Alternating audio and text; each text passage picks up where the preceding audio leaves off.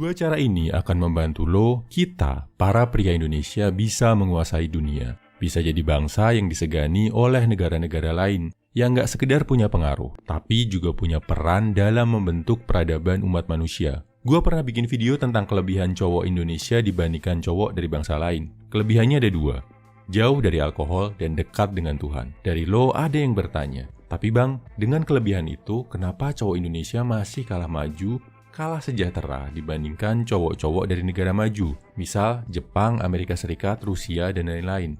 Nah, ini dia jawabannya bro.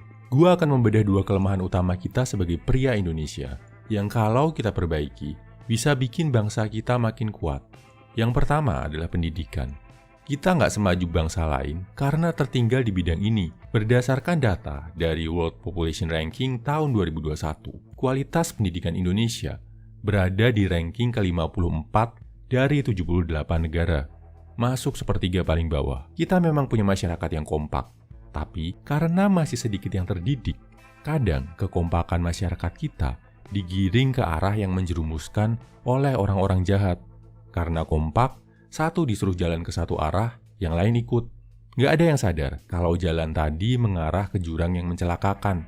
Serem kan bro? Gimana biar kualitas pendidikan kita naik?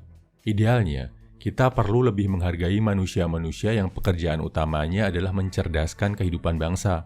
Dari level dasar sampai level universitas, nggak perlu fasilitas. Dimulai dulu dari sumber daya manusianya. Naikkan gaji guru setara gaji manajer. Jangan ada lagi kasus guru honorer yang hidup serba pas-pasan.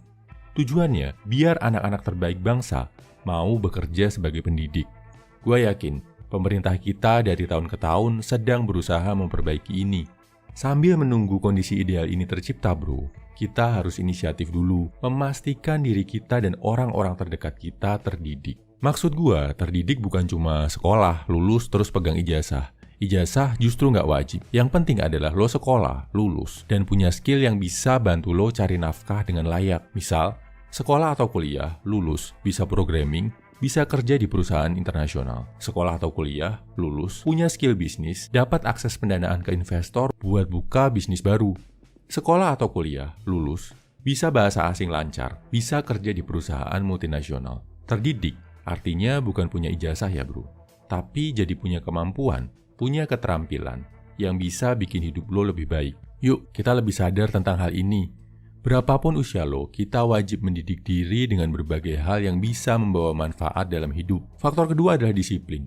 Gue pernah tinggal dan main ke lebih dari 30 negara. Dan dengan berat hati gue harus mengatakan kalau Indonesia adalah salah satu negara yang paling tidak disiplin. Kita kurang bisa menghargai waktu. Sulit banget untuk mematuhi peraturan.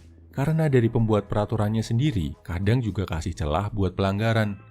Dan yang lebih berbahaya, kita kurang disiplin ke diri sendiri. Sering nggak mematuhi apa yang udah kita janjikan ke diri sendiri. Gampang takluk pada kemalasan.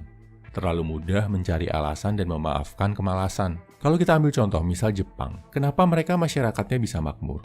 Karena mereka terbiasa disiplin, dimulai dari disiplin ke diri sendiri. Gimana cara jadi disiplin? Menurut gua, karena udah dewasa, ini balik lagi ke diri masing-masing. Lo harus menanamkan ke diri sendiri tentang pentingnya waktu. Punya rasa malu kalau telat, lebih menghargai waktu sendiri. Lebih keras ke diri sendiri, terutama tentang menepati jadwal. Dan tentu, kayak yang udah gua sering bilang, budaya disiplin mental baru bisa kebentuk kalau lo bisa disiplin badan. Olahraga, jaga makan, bangun pagi. Mulai dari ini dulu bro.